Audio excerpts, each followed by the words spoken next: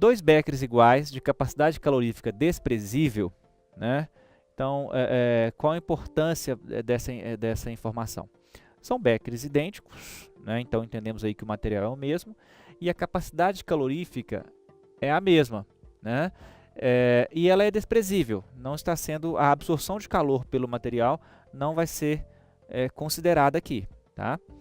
Contendo quantidades diferentes de água pura, então nós temos água pura, né? Lembrando que substância pura apresenta propriedades químicas e físicas definidas, né? E no caso da água, como propriedade específica, nós sabemos que ela ferve a 100 graus no nível do mar e funde a 0, né? Foram aquecidos sob pressão constante de 1 atmosfera. Justamente, 1 atmosfera é a pressão presente ao nível do mar, né? 1 atmosfera que equivale a 760 milímetros de Hg. Em uma mesma chama. Então, a fonte de calor é a mesma para aquecer as duas amostras de água, certo? Lembrando, então, que nós temos duas amostras, né, com quantidades diferentes, uma com menos e outra com mais água, mas aquecidas com a fonte idêntica. Muito bem. A temperatura da água em cada becker foi medida em função do tempo de aquecimento, durante 20 minutos. Então, nós temos um tempo aí igual a 20 minutos. Muito bem. Após esse tempo, ambos os beckers continham expressivas quantidades de água. Quer dizer, então, que o processo que ocorreu aqui não fez a transformação total da matéria de um estado para outro. Os resultados encontrados são registrados no gráfico a seguir. O que a gente pode observar nesse gráfico? Primeiro, tal como o enunciado já descreveu, é um processo de aquecimento. Segundo, tanto no becker A quanto no B, nós temos a mesma temperatura, porque a substância é a mesma, né? Outro detalhe, né? Observe que a inclinação para a região de aquecimento aqui no becker A, ela é maior, né, do que a existente no becker B. Então, nós temos um ângulo aqui menor do que o ângulo apresentado aqui. Qual é a importância disso? Isso tem a ver com a quantidade de material, né? Quer dizer que aqui o processo, a mudança de estado físico começou após 15 minutos de aquecimento, enquanto que aqui começou após 10 minutos. Né? Então já podemos perceber que o becker A é o que tem a menor quantidade de água, né? Que é a matéria presente. Então aqui nós só podemos chamar de A, usando esse meu desenho aqui, e esse becker B. Primeira pergunta. Indique o valor das temperaturas TA e TB. Justifique sua resposta. Para responder essa pergunta, temos que ter um pré-conhecimento, né, da temperatura de fusão e ebulição da água ao nível do mar, a 1 atmosfera ou 760 milímetros de Hg. Ou seja, a água ferve a 100 graus. Então, TA e TB equivale a 100 graus. Justifique sua resposta.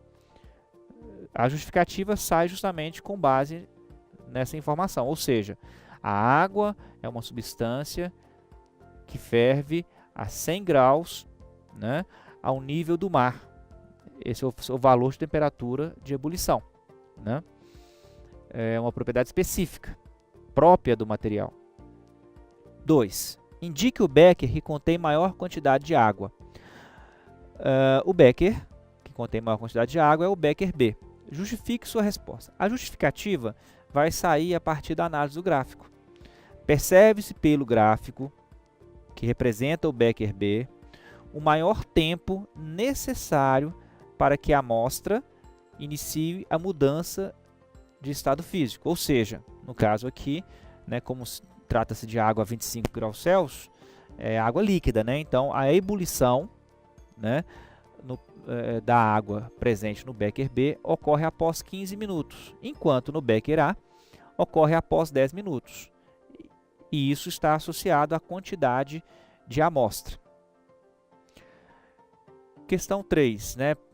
Calcule a massa de água no becker B, caso o becker A contenha 200 gramas de água. Bom, nós temos que lembrar que a quantidade de calor fornecida, né, é uma fórmula muito usada na física, tem a ver com a massa, certo? O calor específico e a variação de temperatura. Então, nós temos aqui a mesma variação de temperatura. Quer dizer que a absorção de calor, a quantidade de calor, está associada diretamente à massa. Então, nós podemos montar uma proporção utilizando a massa, associando a massa com o tempo necessário para o aquecimento. Ou seja, caso o becker A contenha 200 gramas, né? Vamos observar o seguinte: para 200 gramas foi gasto um tempo equivalente a 10 minutos. Logo, conforme o gráfico para o becker B indica, para 15 minutos, então temos presente x gramas. Fazendo a conta, x é igual a 300 gramas. Lembrando que essa proporção só pode ser usada porque nós temos esse conceito aqui em mente, né? Que a quantidade de calor está associada à massa da amostra. Quanto maior a massa, maior a quantidade de calor necessária para ser absorvida para causar a mesma variação de temperatura. Questão 4. Indique qual dos dois gráficos apresenta um patamar maior se a temperatura dos béqueres continuasse a ser anotada até a vaporização total da água. A resposta, né, a indicação aqui é o becker B. Qual a justificativa para isso?